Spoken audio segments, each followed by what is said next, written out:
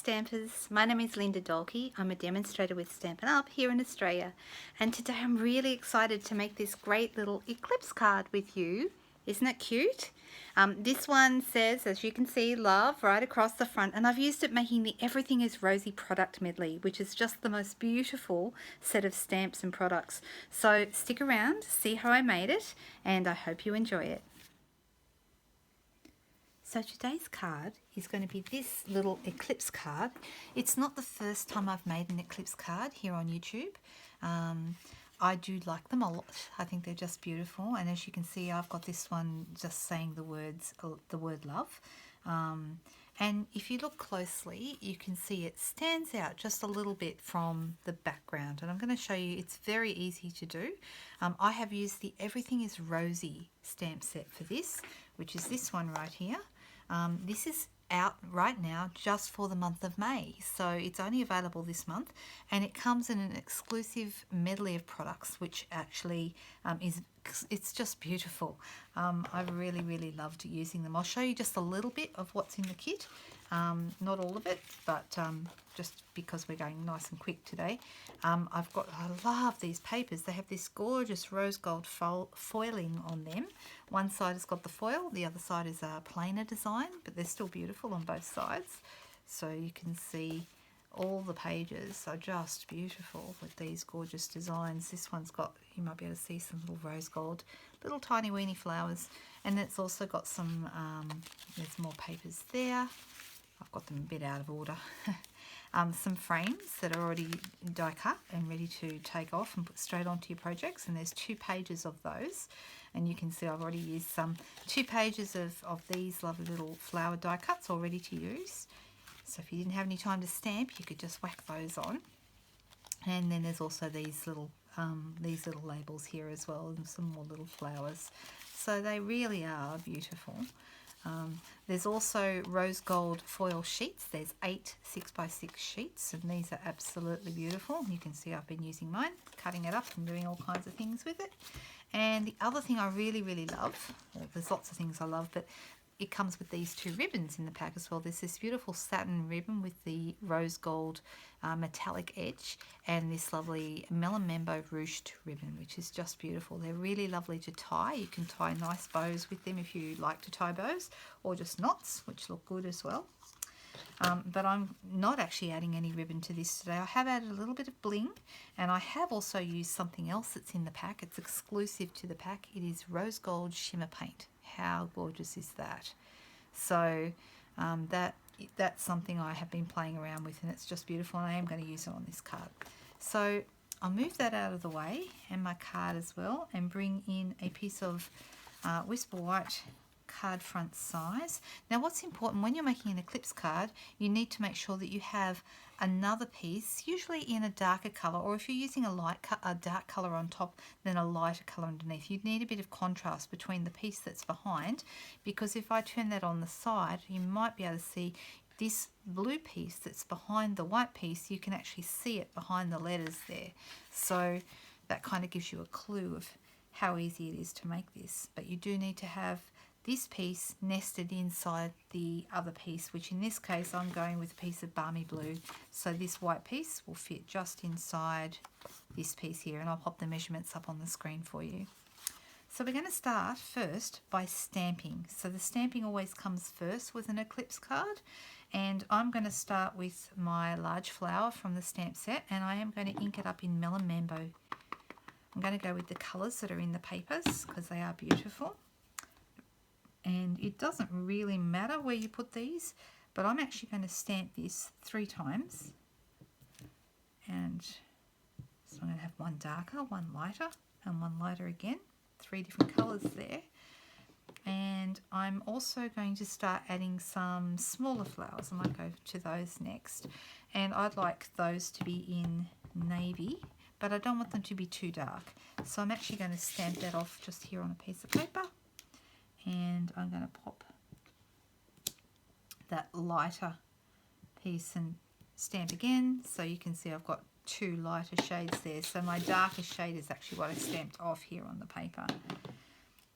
And then I'm also using some Balmy Blue, which is the colour of the cardstock sheet that's underneath. And I'm going to do, now this one, because it's a lighter colour, you probably don't need to stamp that off so much. Oh, I missed a bit there, but that's okay. Let's see how good okay, here's a tip. When you stamp, use a mat underneath your stamping surface. Then this won't happen to you. So let's see if I can line this up. I'm going to bring my head in over the top, so my apologies if you're looking at the back of my head. There we go. That'll do. That's not too bad. Managed to get away with that.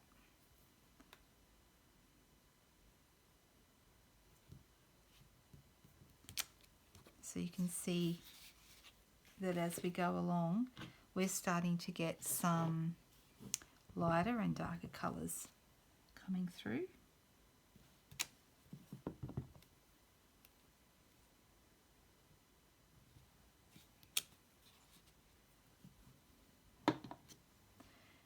And I've also got these cute little dots which look really nice in the darker colour in the centre of my flowers. So these are all from the same stamp set.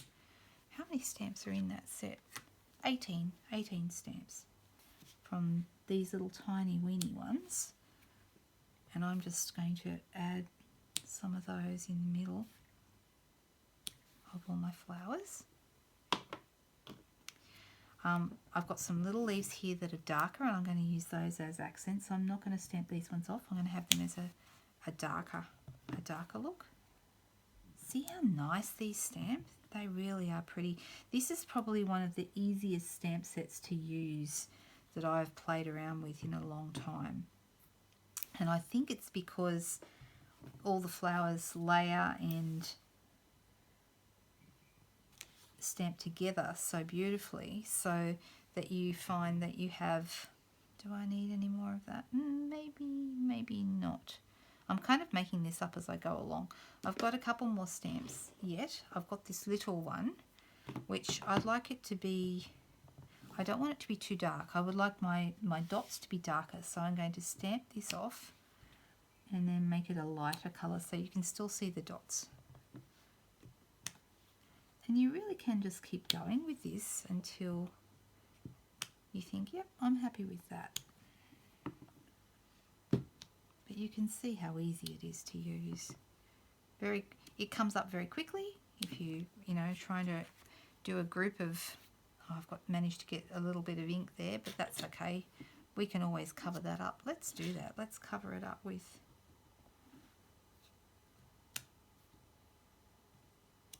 there we go. No one will ever know I had a mark there.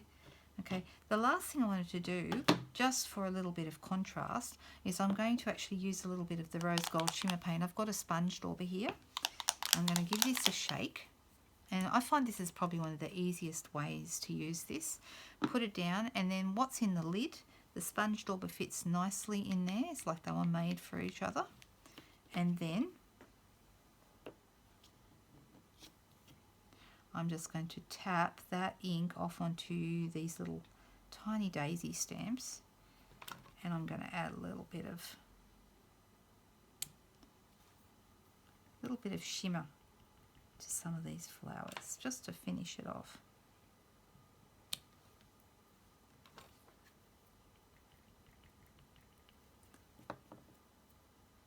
You don't need very many of these. I think they're quite pretty. I think I'm just about done. Maybe one more. Let's see.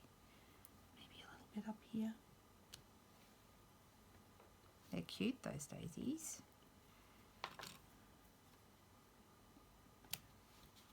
Okay, I'm going to call that done.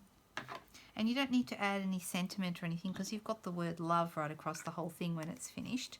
Once again, I'll just show you what that's going to look like. You can see this one is different to the original. I've placed my flowers in different spots, and yeah, but it doesn't really matter. It always comes up nice. All right, I'm just going to put my ink pads away so I don't put my elbows in them because that's happened before.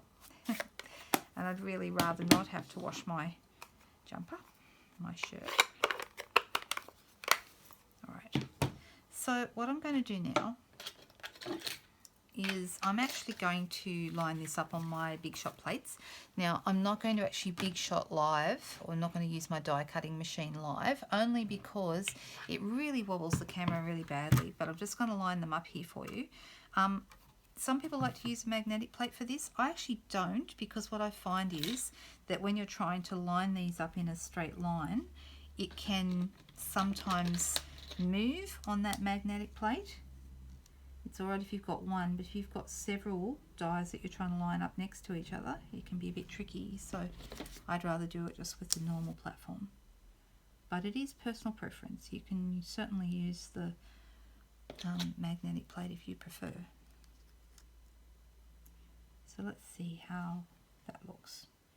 So what I'm looking is to make sure I've got about the same amount of distance here as I have here, off to the side. Yep, that looks pretty good. I'm happy with that. So I'm going to run this through my die cutting machine and I will be right back. See you in a minute.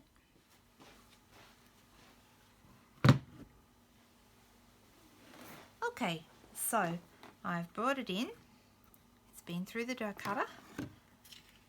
And you can see when I pull it off away from the plates that it has cut through. And I probably should have said this earlier, but I like it if my letters are a little bit further down, but it totally is up to you. You could have them a little higher if you wanted to as well.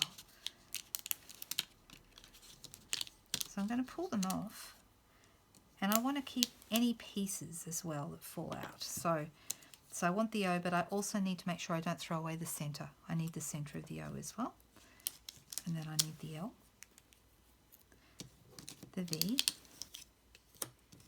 and the E.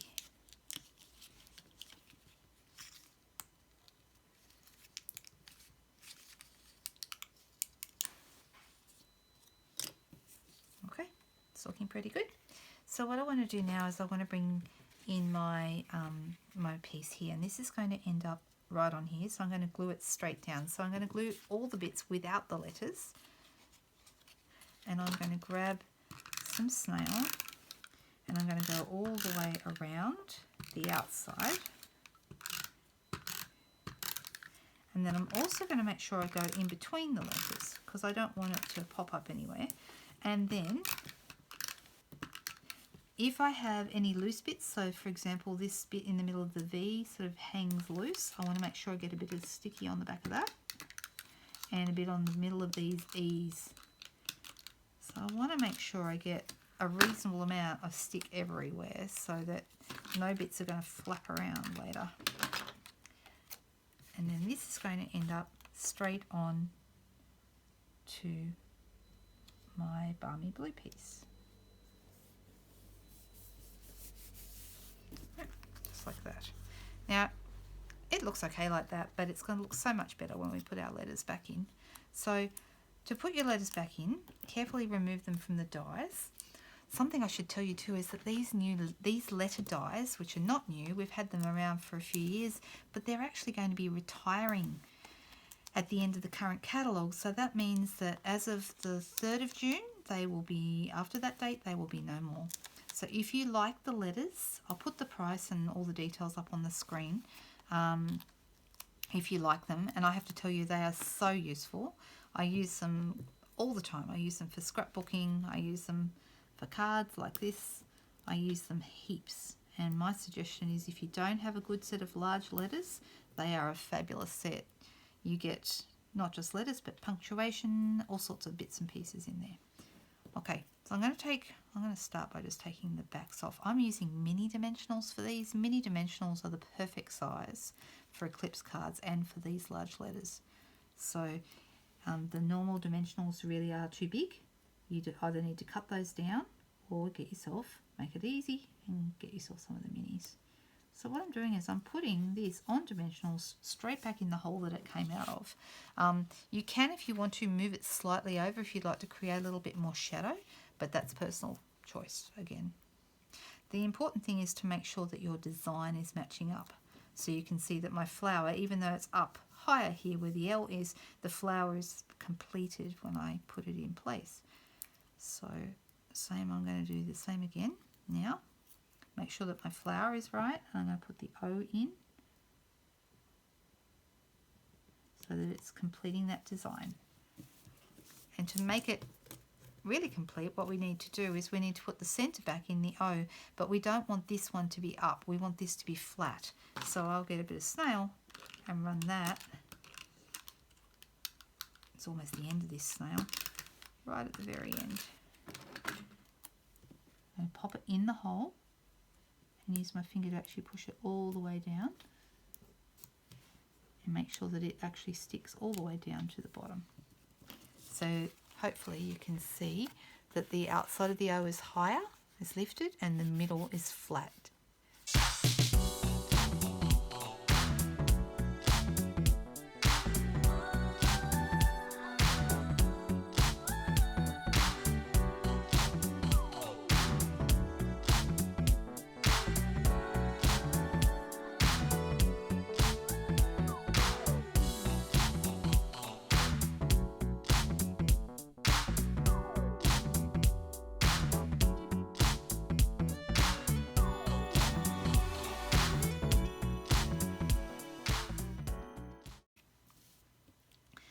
And the last thing I did was I added some little rhinestones into the center of some of my flowers. So the bigger ones, I used the medium-sized rhinestones.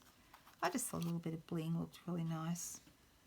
And the smaller ones, the tiny rhinestones. What do you think, guys? Nice, hey?